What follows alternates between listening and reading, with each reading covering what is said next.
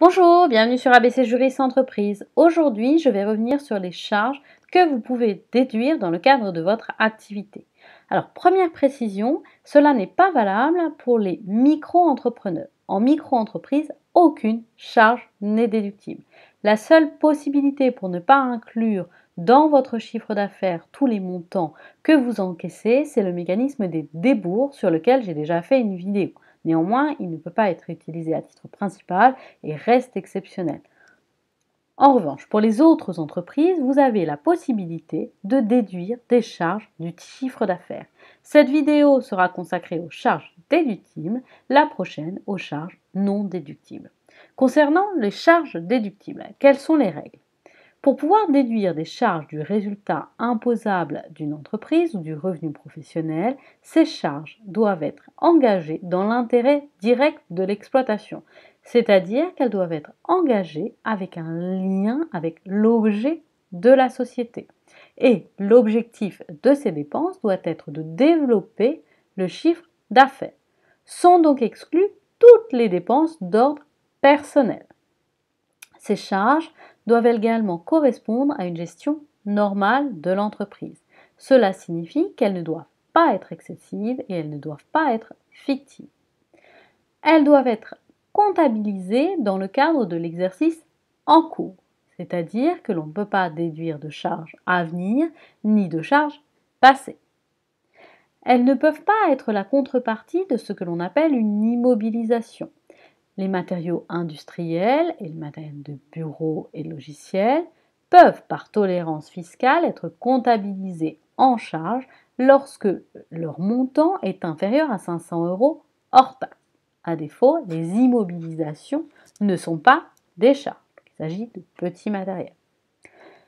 Les charges doivent être des montants effectivement payés avec facture à l'appui. Et elles ne peuvent pas être exclues du résultat fiscal lorsque une disposition expresse de la loi le prévoit.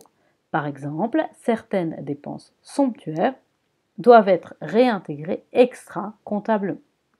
Alors, quelles sont les charges que vous pouvez déduire ?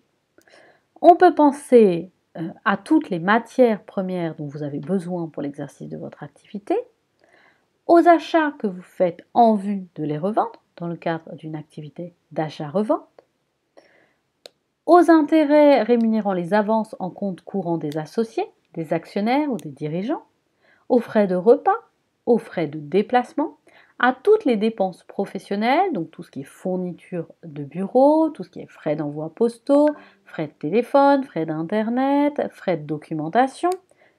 Vous pouvez également déduire tout ce qui est les frais qui sont liés à des procédures judiciaires ou à la rédaction d'actes.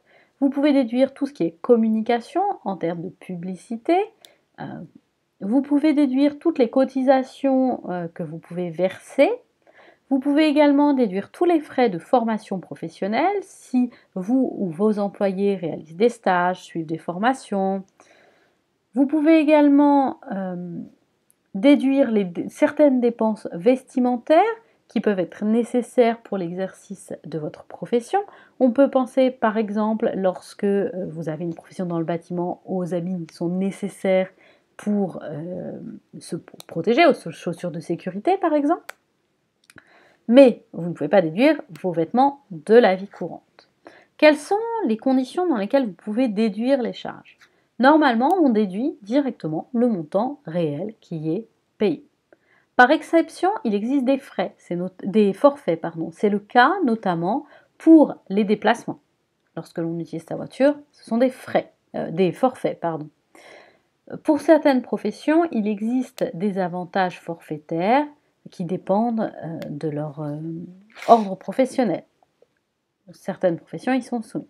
Et enfin, pour les amortissements, on effectue les règles applicables au BIC et ils sont mentionnés dans le registre des immobilisations et des amortissements que les exploitants doivent remplir lorsqu'ils sont soumis au régime de la déclaration contrôlée. Voilà pour les charges déductibles. Je vous retrouve très vite dans une nouvelle vidéo pour vous présenter cette fois-ci les charges non déductibles. Je vous invite à vous abonner à ma chaîne pour me suivre et pour ne pas rater les vidéos concernant des informations juridiques pour les entrepreneurs. Je vous rappelle mes coordonnées.